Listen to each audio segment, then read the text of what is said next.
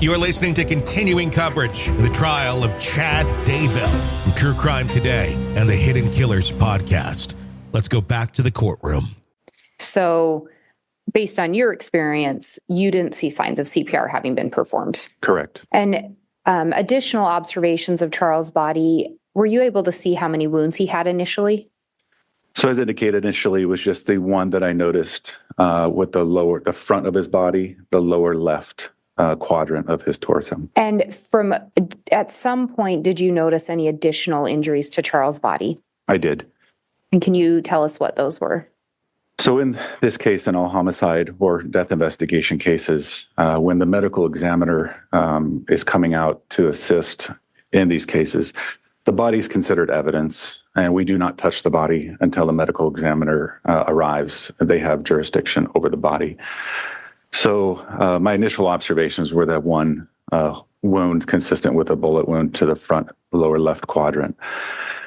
After the medical examiner arrives, they take their own series of photographs, and we provide them with information that we know at the time.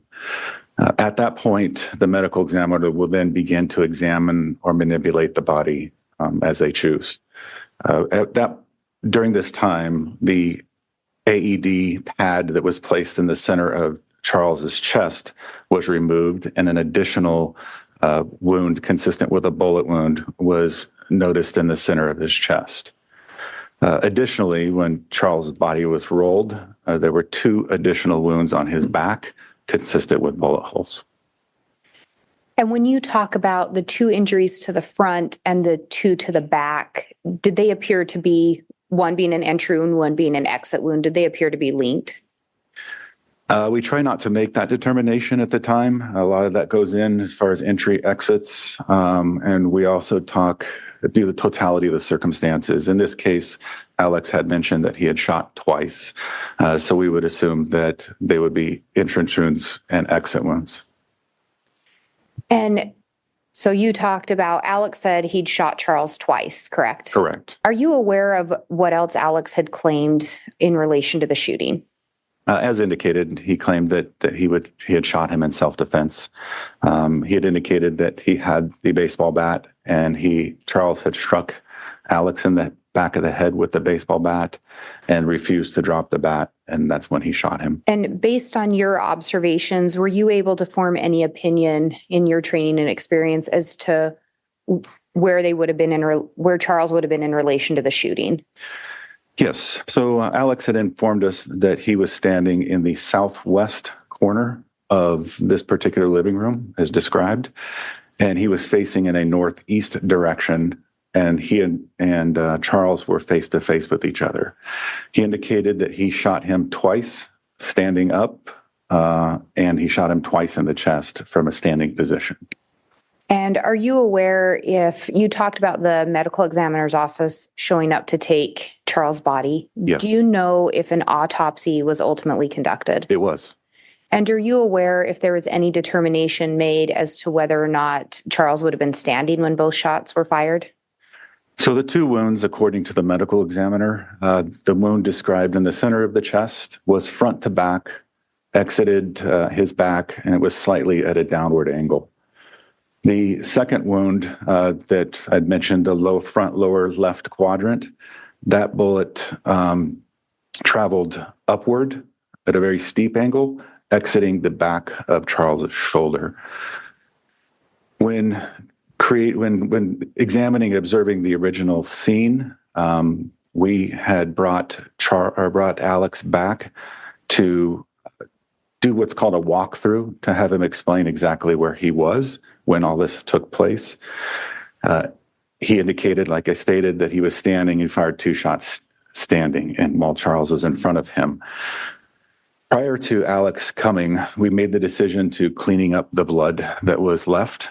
And when we did clean up that blood, noticed an indentation in the plate wood flooring that was near Charles's left shoulder, and that would be consistent with the exit wound on that back left.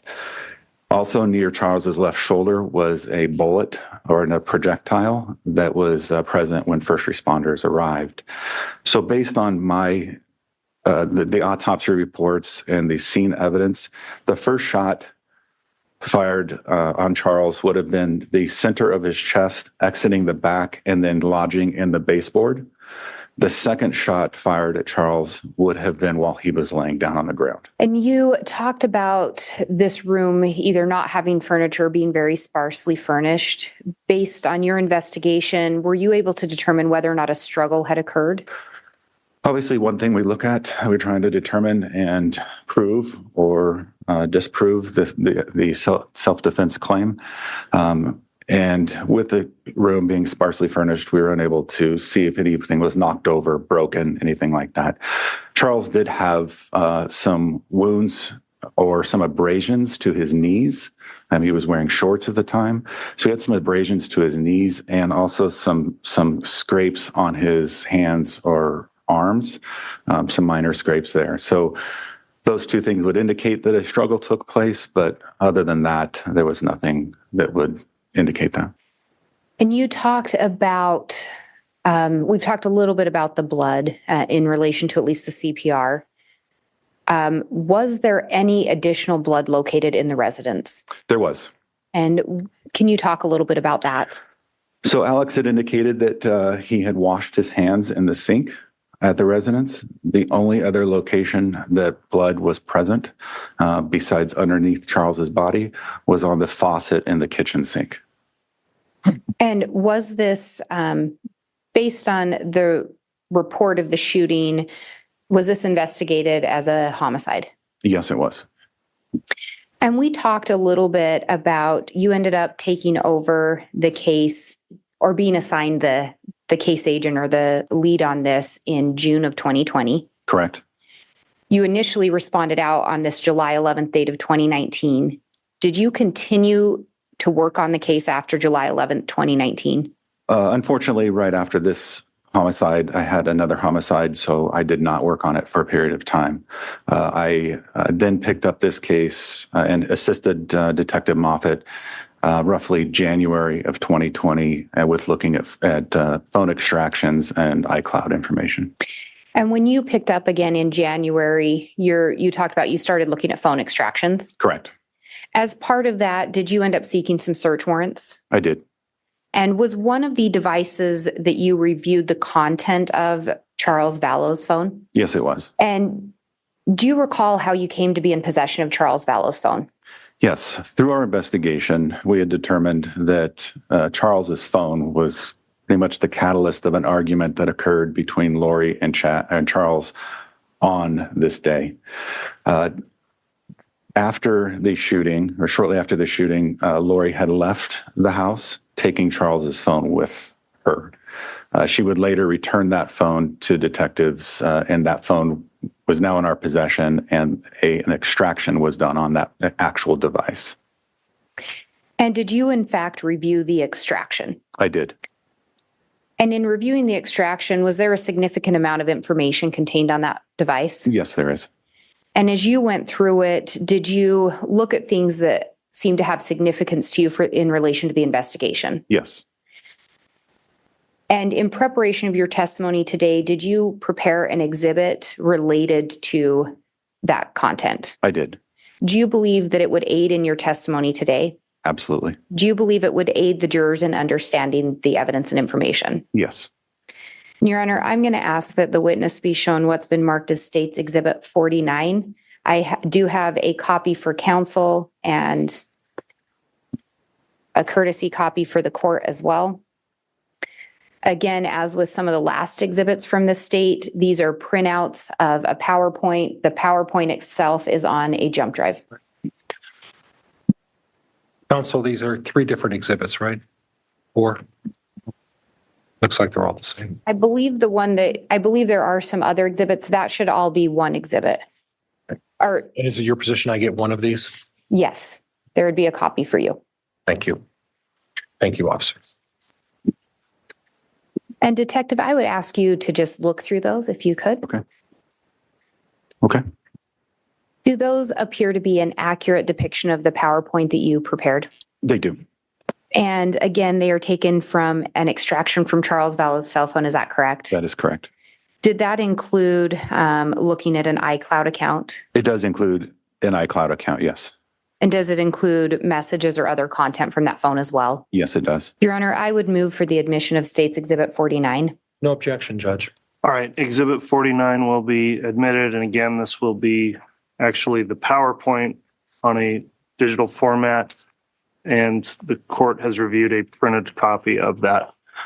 Ms. Blake, with that being introduced, if you'd like, I think this would be a good time to stop for the morning recess before we start with the publishing of this, if that's where you're headed. That is where I'm headed next, Your Honor. Okay, let's go ahead and take our mid-morning recess then, 30-minute recess, and we will be back on the record after that. Thank you. Thank you. All rise, please. Witness the lies, I didn't lie to you on that polygraph, I promise. the cover-ups, I could see his brain on the moments they confessed, I grabbed one of the kitchen knives. I killed him. outrageous police interrogations. I know, I forgot the head. I wanted the head. You have to see to believe. Oh my God. Law and crime interrogations. Subscribe today. Thank you. Please be seated. All right, I'll request the bailiffs now bring the jurors back in, please. All rise. The jury is present and accounted for. All right, thank you. Please be seated.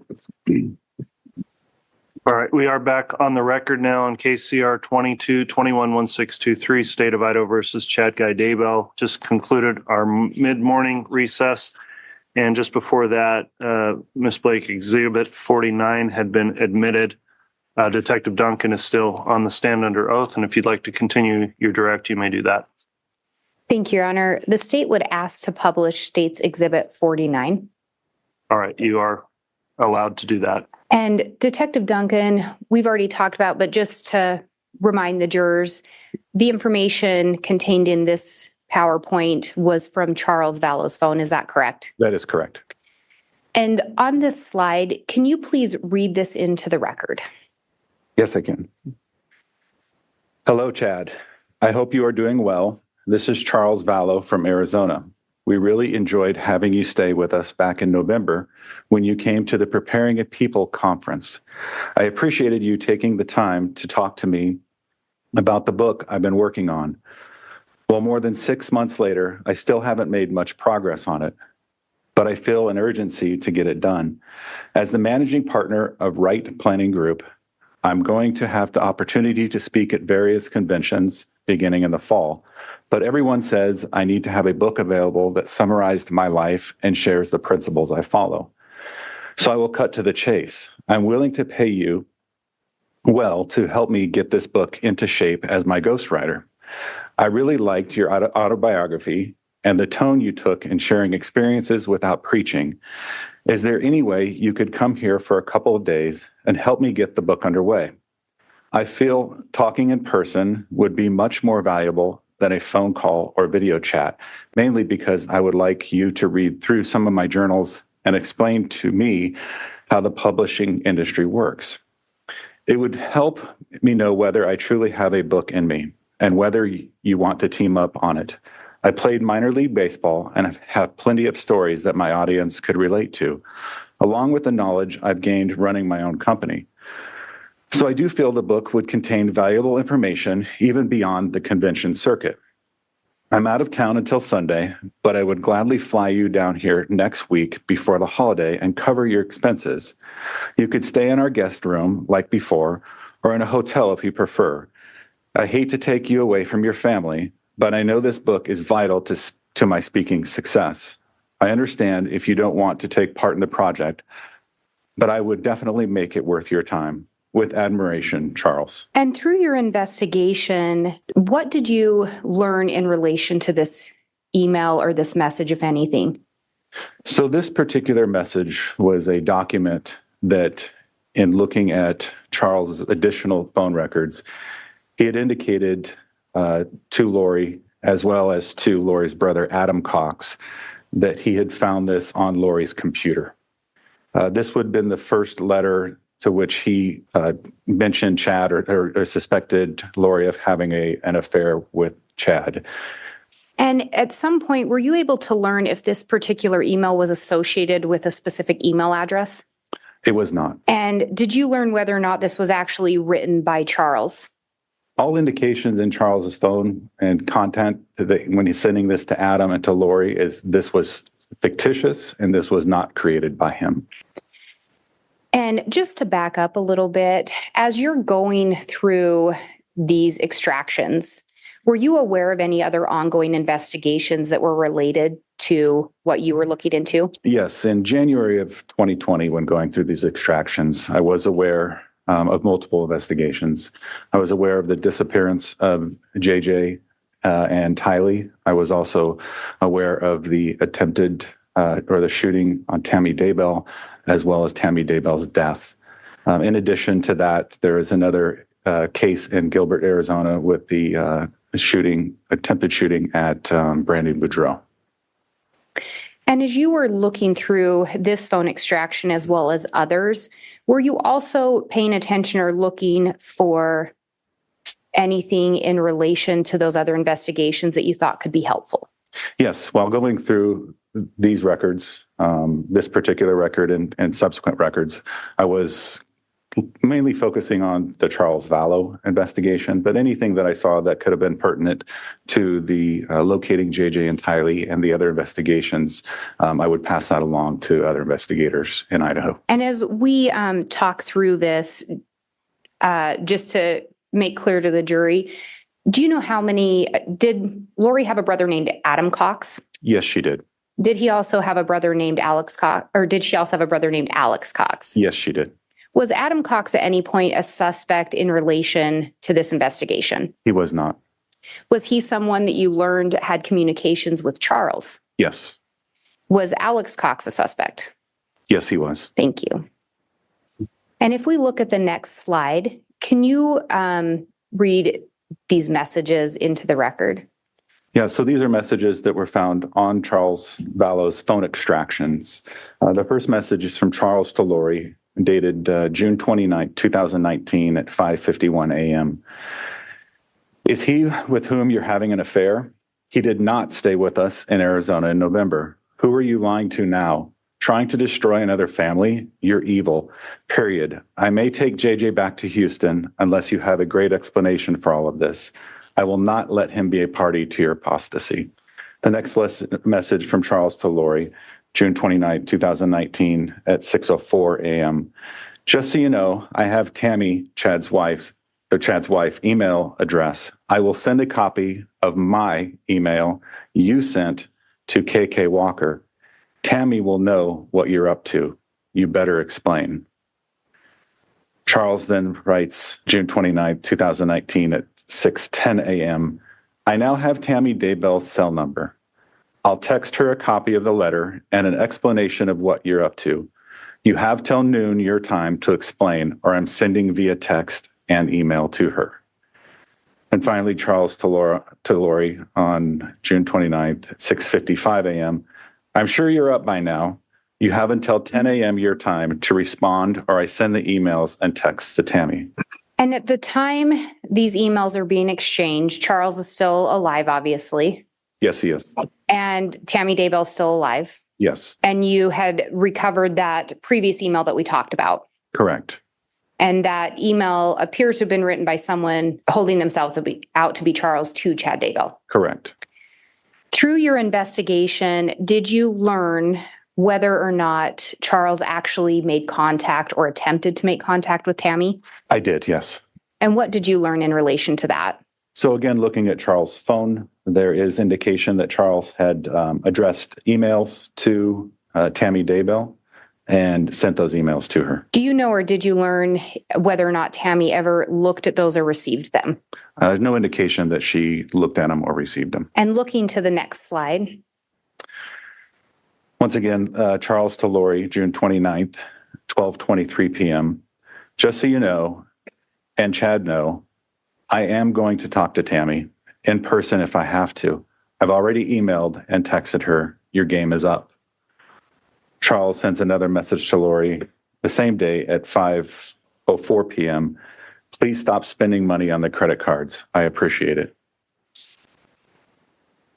And this is a continuation, it appears, from the conversation we were just looking at in the previous slide. Yes, it is.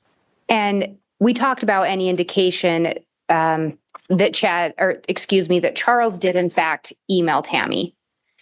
Did you uncover anything in your investigation regarding whether or not he ever attempted to visit her in person? I did not. And so we don't know, no evidence that he did. Correct. And looking at this date of June 29th, this is just a few weeks before Charles is shot and killed. Is that correct? Correct. And turning to the next slide, when we talk about the email, is this the one you were referencing? Yes, it is. And could you read this into the record? So the first email from Charles Vallow to Tammy Daybell, and it was sent to tdaybell@sugarsalem.com on June 29th, 2019 at 9:06 is the stamp that was on the email.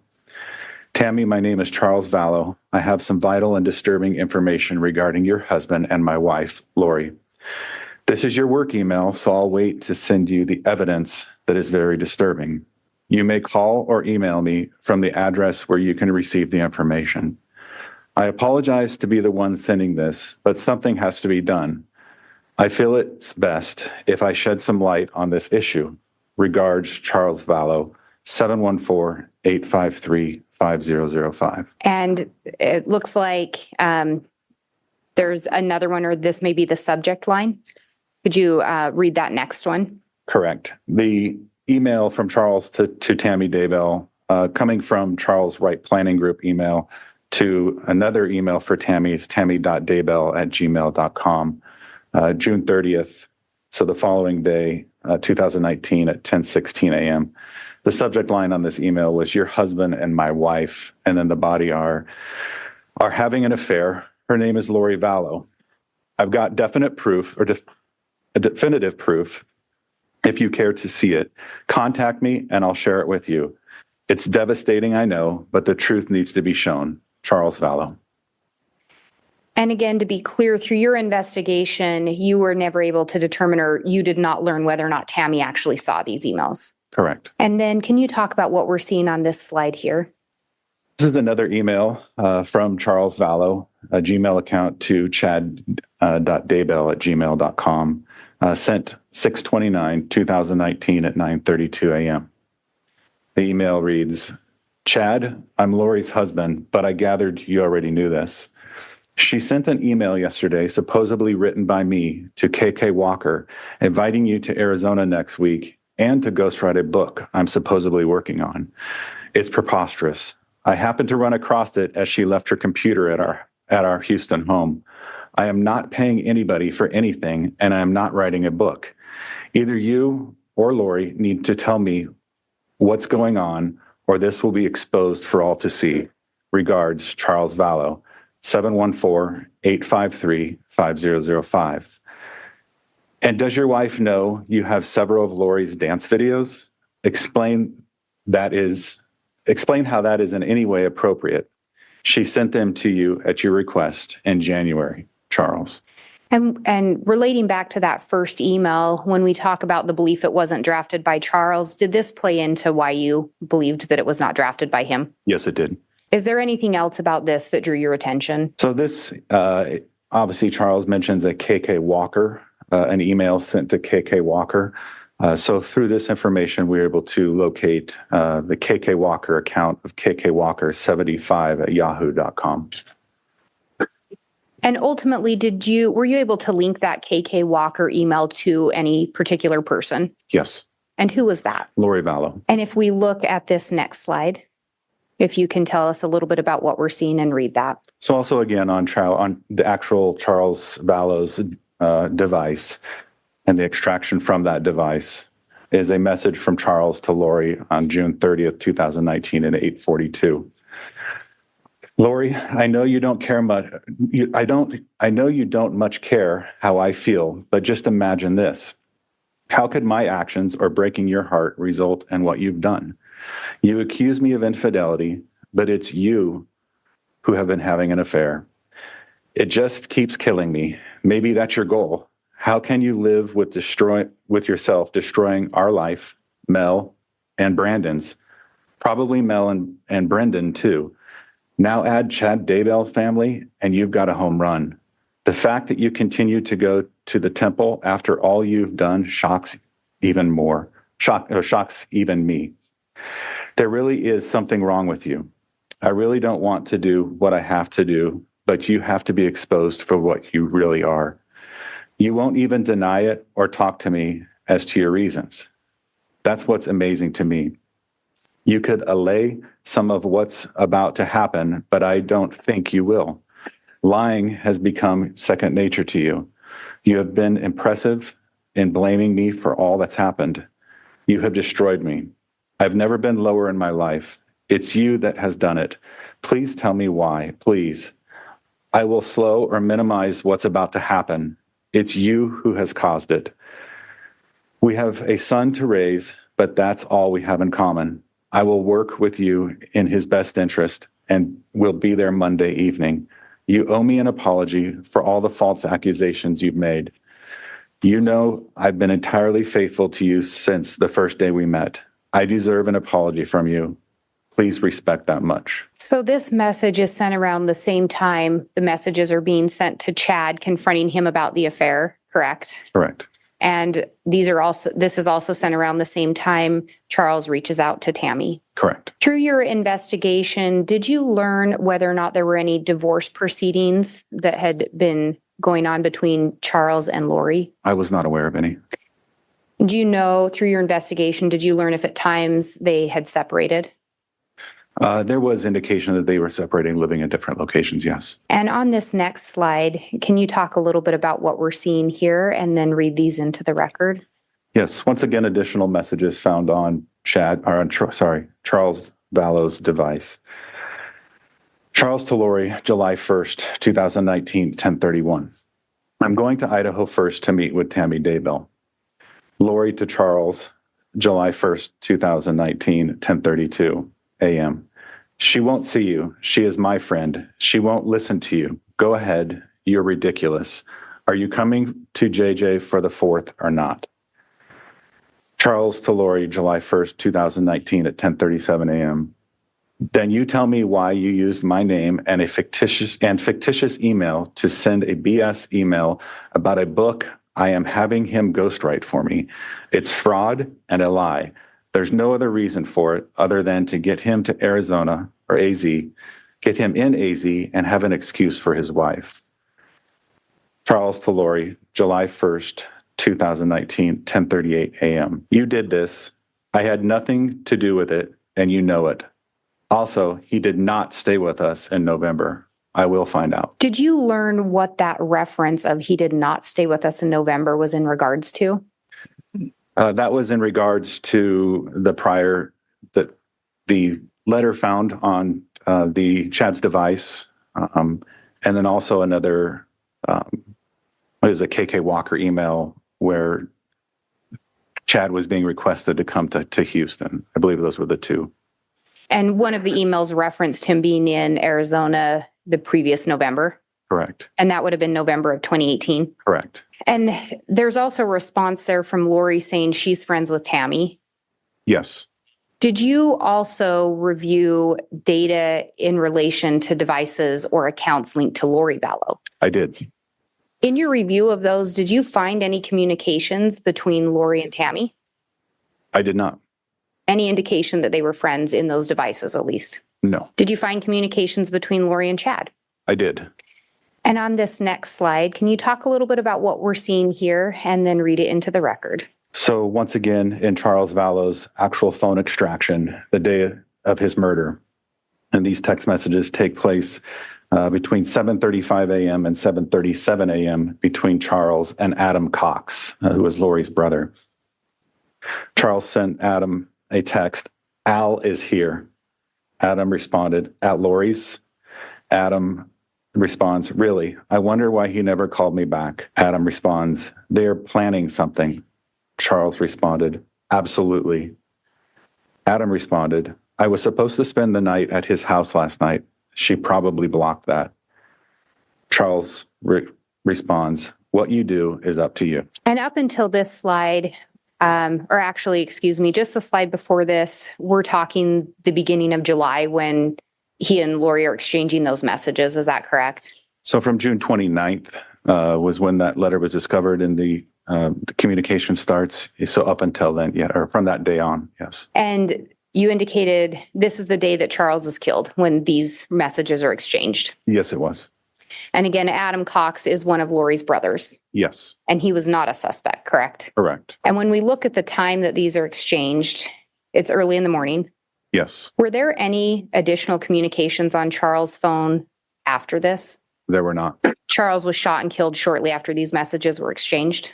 Correct. And we've talked a little bit about that you reviewed, and actually, I apologize, I'll get this submitted to the court first. And we've already discussed a little bit that as part of your investigation, you also reviewed some accounts associated with Lori Vallow.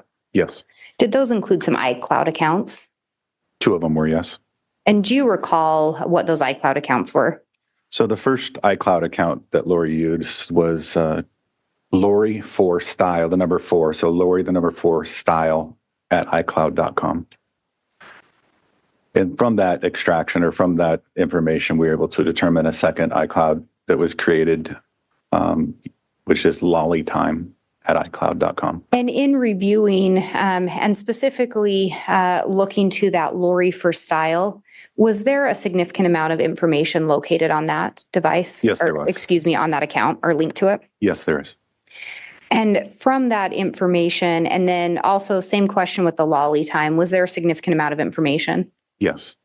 And in preparation for your testimony today, did you prepare an exhibit? I did. And does that exhibit pull some of the information that caught your attention? Yes, it does.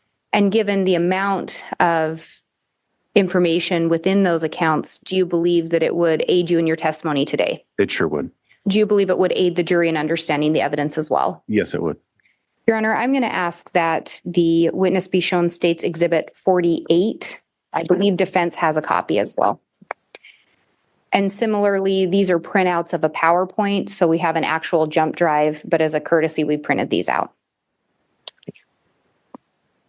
I already have it. No objection, Judge. Okay, I'll just quickly review them. And Detective Duncan, if you could look through those as well. All right, I'll note there is no objection to the offered Exhibit 48. The court will admit the exhibit, noting again the actual exhibit's a PowerPoint XLS digital file, and what the court's reviewed is a print-off version of that. Okay. And does that appear to be an accurate representation of the PowerPoint? It does. Thank you. Your Honor, now that it's been admitted, the state would ask to publish. You may publish it. And you talked about the first iCloud account. What are we seeing on this particular slide? So on this particular slide, I'm showing you the Lori 4 style at iCloud.com account username. Under this account, these 4 numbers are registered under that account. And as you went through the account, is that where you located these numbers? Yes. And so these are numbers that ended up being associated with Lori Vallow, is that correct? That is correct. And looking at the next slide, can you tell us what we're seeing here and then read the messages into the record? Yes, so on the iCloud account, Lori for Style, the following messages were seen between Lori Vallow and Alex Cox. On 3/9/2019 at 11:27 hours, Lori sent Alex a text that says, apparently it is tied to Ned being gone. There's an emoji in there, but the emoji is not included. Hopefully today or tomorrow. On 3/10/2019 at 8:41 in the morning, Alex sent Lori a message. Love you too. Have fun and get rid of Ned already. 3/26/2019 at 17:36 hours, Alex sent Lori a message. Ned is still alive, just confirmed. 3/26/2019 at 18:17 or 6:17 p.m., Lori sends Alex a message. It's not Ned, and it's a new one. What about those messages caught your attention? So in the weeks and months following the death of Charles Vallow, we received information that Charles was possibly killed by Alex because he was a dark spirit or a zombie. The name Ned is a name that even Charles would tell people that Lori was referring to him as. So the name Ned is the dark spirit's name that was given to Charles Vallow. And in that last message, we see reference to it's not Ned, it's a new one. Did you learn anything in relation to what that message may have been referencing? To me, and Judge, I'm going to object. That calls for speculation. I'll sustain that. Through the investigation, you reviewed other phone records. yes, And did you discuss the investigation with other individuals involved in it? yes, And did you review reports and interviews? yes, And based on your review of that through your investigation, were you able to make a determination as to what that may have been referencing? yes. Judge, and I'm going to renew my objection that it's speculation. And Your Honor, if I may respond. Go ahead, Ms. Blake. Your Honor, I think under the collective knowledge doctrine, the officer's already established that if he can answer from his investigation what he believed it to mean, and it in relation to, although I haven't heard it, any hearsay, I think under the collective knowledge doctrine, it's not being offered for the truth of the matter. It's being offered as to what the officer determined in the investigation. All right. Well, go ahead, Mr. Pryor. May I respond?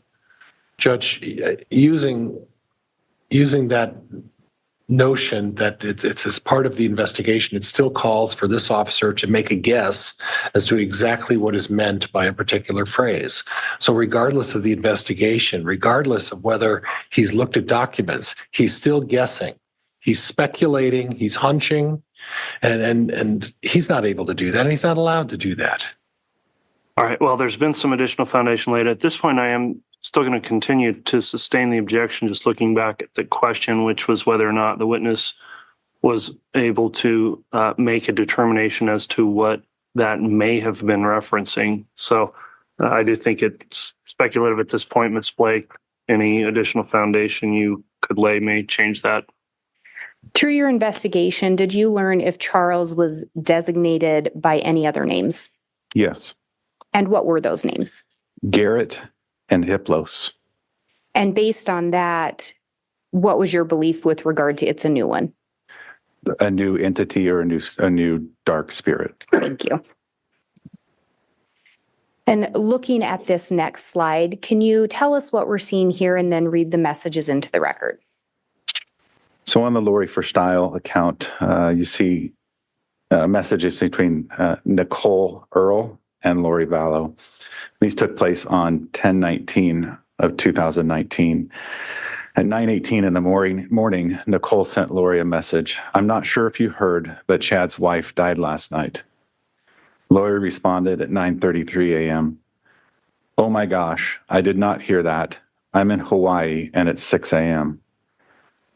Lori responded to Nicole at 9:34 in the morning. Do you know what happened? Nicole responded to Lori at 9:37. Yes, she awoke in the night coughing, threw up, collapsed, and passed away. Through your investigation, did you learn on what day Tammy Daybell was pronounced dead? Yes. And what day was that?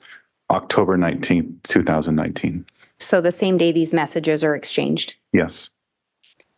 And we talked before that as you were looking through these, you were also cognizant of some other active investigations. Correct. Did you pass this information along to other law enforcement? Yes. And looking at the next slide, can you tell us what we're seeing here and then read it into the record? Once again, these are messages between Melanie Gibb and Lori Vallow on the Lori for Style account on 10/19/2019. Melanie Gibb sent Lori a message at 1:16 p.m. I heard what happened to Chad's wife. Oh my gosh. Lori responded to Melanie at 1:18. Hello, what?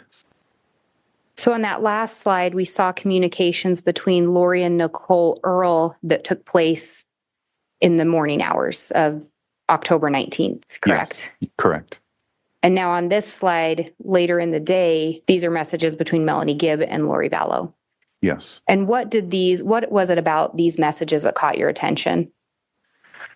What caught my attention is the communication between Melanie Gibb and Lori Vallow, indicating that Lori was unaware that Tammy had passed away. And that's even though there were the messages with Nicole Earl earlier in the day. Yes. And on the next slide, can you tell us what we're seeing and then read it into the record? So on the Lori for Style account, on November 22nd, 2019, a text message is present from Lori Vallow to Colby Ryan, who is Lori's son. I text Ty to send it, but I haven't heard back yet. She will probably just do it before she tells me. Hope you got the Venmo. Ty said she sent it late. I'll call you when I get a break. Hope you're having a great day. I love you so much. And in this message, were you, based on your investigation, did you know who Ty was that they were referring to? Yes. And who was that? Tylee Ryan. Did you learn when the last known sighting of Tylee was? I believe it was the beginning of September 2019. So this message is sent months after the last known sighting. Yes. And then you had indicated you also looked at another iCloud account. Yes. So from the Lori for Style account led us to the lollytime@icloud.com. This information provided indicated that this particular account was created on July 1st, 2019. And the cell phone numbers listed are the numbers that are attached to that account. So this particular account was created just 10 days before Charles is killed. Yes. And again, during this time, Tammy is still alive. Is that correct? Yes. Turning to the next slide, can you tell us what we're seeing here and then read it into the record? Yes, this is communication found on this iCloud account between Lori Vallow and Alex Cox. On July 9th, 2019 at 1:49 p.m., Lori sent Alex a message stating, "So the plot thickens. Call me when you can." She sends another message to another message to Alex Cox, 7/9/2019 at 9:50 p.m. Getting sleepy, so I'm going to need you to stay close to me the next couple days. Mel too. She can't go to Utah. They are planking some kind of intervention, but want Mel out of the way, so I'm left alone. I need to come get the stuff at your house tomorrow and secure it. Lots to do. Thank you for standing by me. It's all coming to a head this week. I will be like Nephi, I am told, and so will you. And when these messages are copied over, do you copy them over as written? Yes, I do. So some may contain spelling errors. Correct. And the only difference is you did not include the emojis. Correct. What is it about these messages that stuck out to you? This is 2 days before Charles would have died. Also, in looking at Charles Vallow's account, Charles was talking with Adam Cox about planning some sort of intervention, if you would, and talking to Lori about her radical beliefs and the letters that he had found. So this stood out to me as some sort of plan that was taking place. And again, this is just 2 days before Alex shoots and kills Charles Vallow. Yes. Were you able to determine who the Mel is that's being referenced in that second text? That is Melanie Boudreau. And who is she in relation to Lori Vallow? That is Lori's niece. And then moving to the next slide, can you tell us what we're seeing here and then read the messages into the record? So what you're seeing here is oftentimes in what appears in an iCloud or what doesn't appear in an iCloud, you can capture in an actual phone record.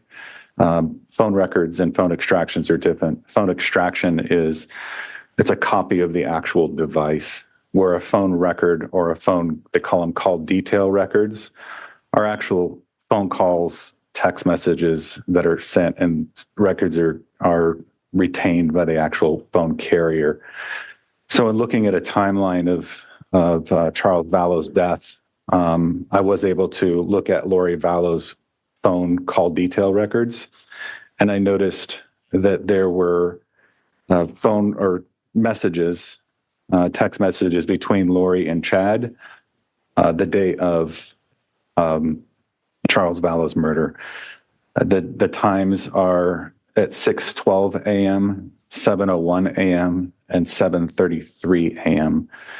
There is a record that this text occurred, but there's no content of what the actual text is.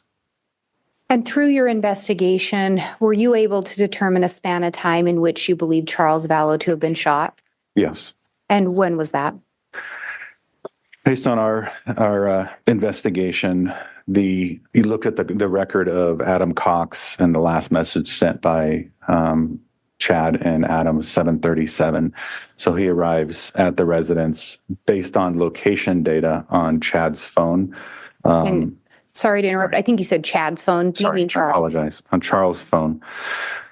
So Charles Vallow had location data on his phone, so it shows when he arrives. So it was around that 7:30 time frame that Charles arrived at the Four Peaks address, and then obviously the call placed by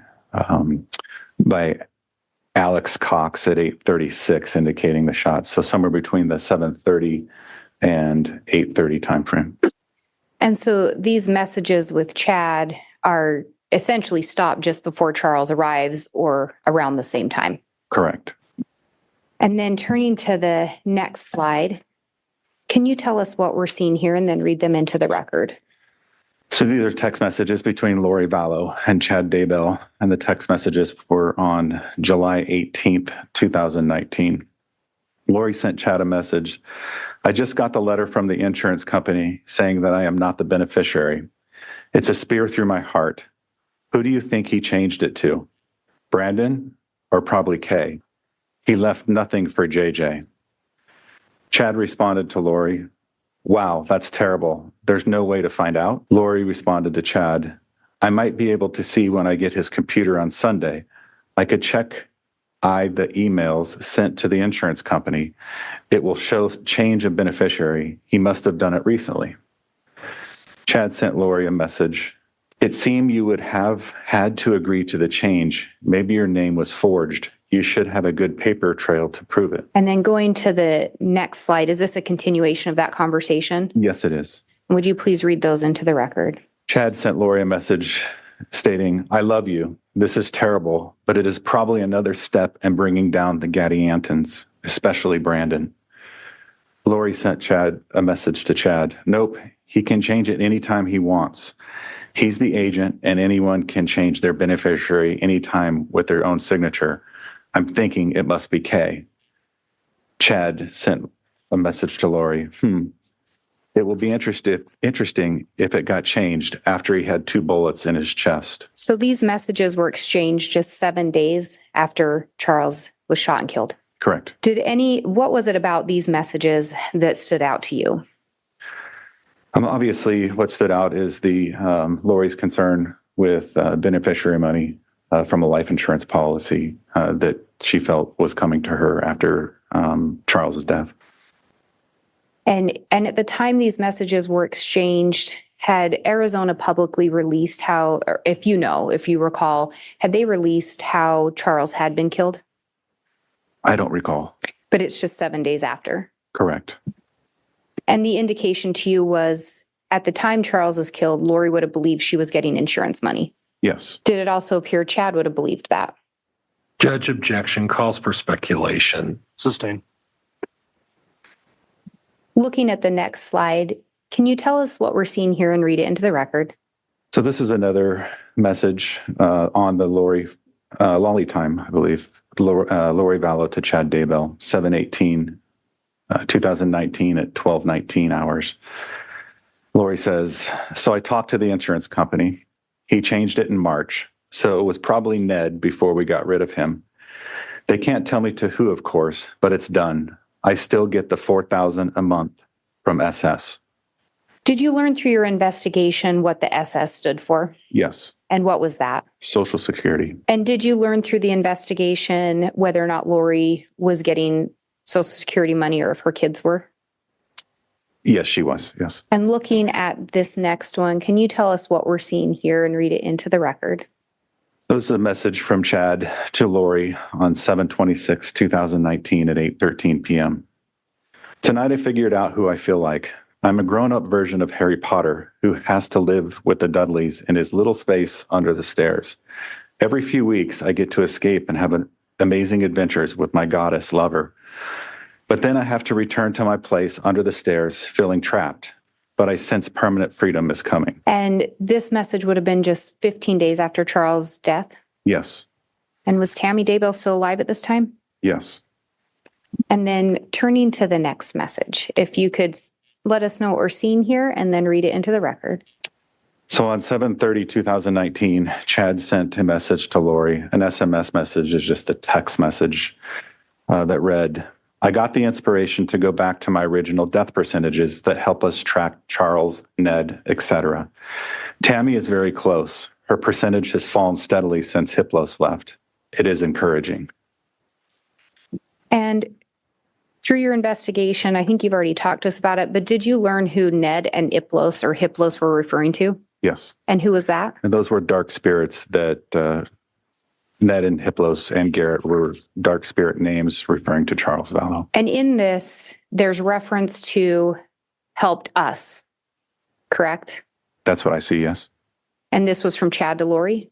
Yes. And then on this next slide, can you tell us what we're seeing here and then read it into the record? So on this account was a text messages between Alex Cox and Lori Vallow, September 3rd, 2019 at 10:02 a.m. Alex to Lori, network name is anti-layman. PW is too many kids. Lori to Alex, funny. And through the investigation, did you learn the last known sighting of Tylee was around September 8th? Correct. And the last known sighting of JJ was around September 22nd? Correct. And this message was sent on September 3rd? Yes, it was. So when the kids were still around? Yes. Your Honor, that exhibit is ready to be submitted to the court. Very well. Thank you, Ms. Blake. As part of your investigation, did you also review content from an individual named Zulema Pastenis's phone? Yes, I did. And you've already referenced and talked about looking into content on Lori's iCloud accounts, correct? Correct. And we just saw some of that. Yes. In looking at Zulema's phone and some of the iCloud accounts, did you end up creating another exhibit? I did, yes. And again, given was the content of Zulema's phone voluminous? It was, yes. And were you able to determine certain messages that you felt had evidentiary or that you felt were relevant to today's proceedings? I did. Do you believe that they would assist you in your testimony today? Yes. Do you believe they would assist the jury in understanding the evidence as well? They would. Your Honor, I'm going to ask that the witness be shown State's Exhibit 51. And similar to the last, these are printouts of a PowerPoint presentation. The actual exhibit would be a jump drive. Very well. And Detective Duncan, would you just look through those? Okay. Do those appear to be an accurate representation of the PowerPoint you created? They are. Your Honor, the state would move for admission of State's Exhibit 51. No objection, Judge. All right. Exhibit 51 is admitted. And again, that is the digital file on the thumb drive. The court has received a printed copy as well. And backing up a little bit, in your investigation, because we've used the name Zulema Pastenis. Yes. Through your investigation, did you learn who Zulema Pastenis is? Yes, through our investigation, we learned that Zulema Pastenis was a friend of Lori Vallow. And do you know if Zulema Pastenis eventually was married to someone related to Lori? She was. Eventually, she would marry Alex Cox. And we talked a little bit about Ned and dark spirits. Did those kind of things come up through your investigation? Yes, they did. And in looking in Zulema's phone, was there reference to things of that nature? Yes, there were. Your Honor, I would ask permission to publish State's Exhibit 51. You may.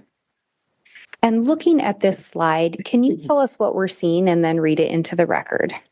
Yes, so on Zulema Pastenis' phone, an extraction that was actually done by the Gilbert Police Department, I reviewed this phone content and I saw messages between Lori and Zulema. So on May 29th, 2019 at 10:32 a.m., Lori sent Zulema a message that read, "Perfect. I found out there are 4. One is a level 4 entity. His name is Hiplos. The H is silent. The other 3 are level 3s. Let's do this." And the following message from Lori to Zulema, June 2nd, 2019 at 11:54 a.m. "Yes, it does. Let's put some fire energy towards Hiplos now. He is driving now, and today is the day. I can do it spiritually. Let's go to him and hover over the truck till we do it. Are you ready? And looking at the next slide, if you could tell us what we're seeing here and read these messages into the record. So the messages continue. July 2nd, 2019 at 7:52 p.m. Zulema sends Lori a message that states, also, I was given instructions today to rip, tear, or burn the aura of Hiplos to let the body energy out so he can't re-enter. There's a message from Chad Daybell to Zulema on July 2nd, 2019 at 8:35 p.m. I am very happy to find out these estates. You and Lolo have doing amazing work. Mother Earth is so grateful to you both. Thank you as well for your help with Hiplos. He is so very close. Chad then sends another message to Zulema on July 13th, 2019 at 9:57 a.m. Hi, Zulema. Yes, I would be happy to give you a blessing, possibly this evening or tomorrow. It's crazy about Charles, but such a relief. So in looking at that second message from Chad Daybell, there's a reference to Lolo. Did you determine who Lolo was in your investigation? I did. And who is that? Lolo is a nickname for Lori Vallow. Was there anything else that stood out about that message in relation to your investigation? On the message, the second message? Yes, the second message. That Chad was thanking Zulema for her help with this evil spirit that Charles was referred to. And this message was sent just 9 days before Charles Vallow was killed? Yes. And then looking at the next message, is there anything that stood out to that one about you? Other than the last sentence, it is crazy about Charles, but such a relief. As you looked through these phones and iCloud accounts, did you ever see any indication of grief over the loss of Charles by anyone? I did not. And then turning to this next slide, I think you've already talked about the KK Walker. Can you tell us what we're seeing here, though? Yes. So this is an email that came, that we recovered from the kkwalker75@yahoo.com address. And this particular email was sent from KK Walker to chad.daybell@gmail.com on April 21st, 2019 at 6:20 a.m. Yes, April 21st, 2019. So the email reads, Dear Brother Daybell, hi, this is Karen from Vallow. I contacted you a couple weeks ago to see if you would be willing to come speak to our youth here in Houston, Texas. You said you probably could if there was a way to cover your expenses. Since then, I can't shake the feeling that you need to come share your story, particularly about chasing paradise. We are near the Houston Temple, and this summer our stake is focusing on family history work. My reason for contacting you again is that we have a stake youth conference planned for all day on Saturday, April 27th. The focus is on the temple, and I know you would energize the kids with your stories. We expect about 400 kids to attend, including some parents. I know it is extremely short notice, but is there any chance you could come? A high councilman is currently the main speaker, but he said he would be happy to let you speak instead. My husband and I have been financially blessed and would pay for your flight.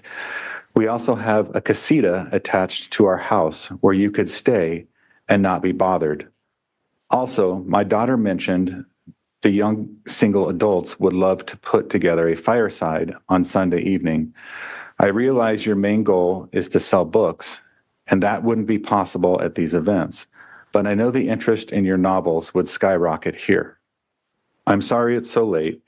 If possible, please let me know as early as possible in the morning so we can include it in the Sunday announcements. Also, we'd want to get your flights booked. If you are able to do both events, we could fly you in Friday, then depart on Monday. Please let me know if this is possible. We would love it. Karen Walker. And again, who did you link that KK Walker Yahoo to? So the KK Walker was linked to Lori Vallow. The information provided by Yahoo indicated that the IP address where this account was set up was in Katy, Texas, near where Lori was living at the time. The date of birth associated with the account was a variation of Lori's date of birth, but the phone number linked to the account was the same phone number that Lori would use. And again, the date on this is April 21st of 2019. Was Charles Vallow still alive at that time? Yes, he was. And was Tammy Daybell still alive? Yes. Did Chad Daybell respond to this email? Yes, he did. And if we look at the next slide, can you tell us what we're seeing here? This is a response to that email obtained through Yahoo. Hello, Karen. Yes, I will be able to come. So let the wards know. I can talk to you later about arranging the flight, Chad. And through your investigation, did you learn whether or not Chad did travel to this event, or in response to this email, I should say? I don't have independent knowledge of whether he did or not. Did you, in fact, pass your findings along to other law enforcement? Yes, I did. And other law enforcement may have followed up on that? Yes. And Your Honor, this exhibit is ready for submission to the court. All right. Detective Duncan, do you recall being contacted about a call placed to a mortuary? I do. And do you recall who contacted you? Yeah, it was Agent Ricky Wright with the FBI. And did you end up following up on a call made to a mortuary? I did. Did you learn where that mortuary was located? Yes. And where was that? It is the Valley of Sun Mortuary located in the southern portion of Chandler, Arizona. And did you end up recovering a copy of a recording of the call? Yes, I did. And was it actually a two-part recording? Yes. And Your Honor, it's my understanding that these exhibits have already been stipulated to by the parties. They've been marked as states 44A and states 45A. That's correct, Judge. Okay. And to be clear, explain what they are again, Ms. Blake. They are a recording of the calls just referenced by the detective. Okay. So each one of those exhibits contains a digital file of a recording individual. Yes, Your Honor. Okay. 44A and 45A are admitted. And Your Honor, I do have a copy of those for counsel as well. Judge, I have copies. Thank you. Okay. And I would, now that those are admitted, I would ask to be able to publish those. You may publish them. If I may have just one moment, Your Honor. Third ring answer. Funeral home? Hello, my name is Sarah. I'm assisting them with their calls. How can I help you today? We just had a death in the family, and we really don't want anything but a cremation, and then to send the cremains to a family in Louisiana. Just a simple, nothing other than a cremation and sending him to his family for a service in Louisiana. So is there any way to know a ballpark price on that? Yes, and I'm sorry for your loss. Thank you. Okay, let me transfer you over to the director who can assist you with the pricing. What is your name, please? It is Chad Daybell. How do you spell the last name, please? Daybell. Daybell. How are you related to the person who passed? I'm his nephew. And then also, this is for the Valley of the Suns in Chandler, correct? Yes. Thank you. Yes, he lives there in Chandler. I live in Iowa, so I'm just trying to help out. Okay, thank you. Yes, what is your uncle's name for reference, please? He is John Daybell. And last name? Well, Dabal. Okay. The same. John. Do you have a middle name? Myron. Myron? Yeah. And Chad, what is your phone number in case we get disconnected? Yeah. This number, 515, I don't actually know my own number. Let me look real quick. Thank you. 515-402-0143. Thank you. Is he at a nursing home, hospital, or residence? He passed away in a hospital. I don't know the details. Yeah, it's just for to know, because sometimes it's different if it's a residential or hospital or a nursing home. Okay. Thinking they're sending him to the medical examiner. I'm not sure. I should have had more information before I called. I'm sorry. That's okay. All right. Cremation with shipping to which city? New Orleans. Yeah. Mm-hmm. Okay, one moment, please, Chad. Stay on the line. Let me transfer you over to the director who can assist you with that. All right, thank you. Thank you. Hello, Chad. Yeah, Thank you for holding. I do have the director, Carissa, on the line to further assist you. okay, thanks. Thank you. And Your Honor, that was State's Exhibit 44A. Okay. And I would now ask to publish State's Exhibit 45A. You may. So my name is Carissa. I'm a funeral director with Vallow Mortuary Cemetery. I understand that your uncle passed away. Yes, and I'm just starting the process for the family. He didn't have many relatives. I'm his nephew. I live in Iowa. But what they want to do is... There's more to come in the trial of Chad Daybell. Press subscribe so you don't miss any of our continuing coverage right here from True Crime Today and the Hidden Killers podcast.